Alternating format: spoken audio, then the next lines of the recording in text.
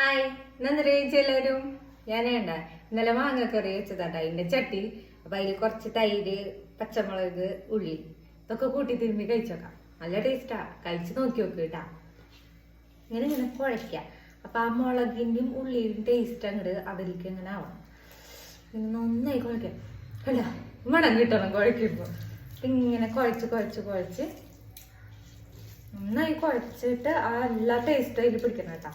ഉപ്പിട്ടുണ്ട് കേട്ടാ, ഉപ്പിട്ടില്ലെങ്കിൽ ടേസ്റ്റ് ഇല്ല.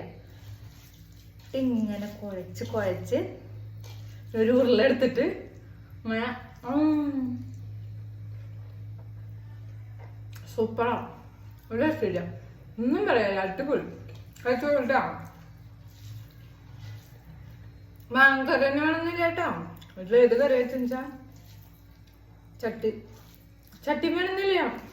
കുറച്ച് തൈരും ഉള്ളിയും മുളകും ഉപ്പും ചോറും അങ്ങനെ കുഴച്ച് കഴിക്കാം. നല്ല ടേസ്റ്റാ. വേറെ കറിയുടെ ഒന്നും ആവശ്യമില്ല.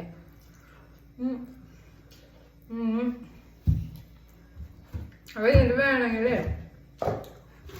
വീട്ടിൽ പപ്പടമൊക്കെ ഇരിക്കണമെങ്കിൽ ഇങ്ങനെ വേണമെങ്കിൽ നമ്മൾ കടി കഴിക്കാം.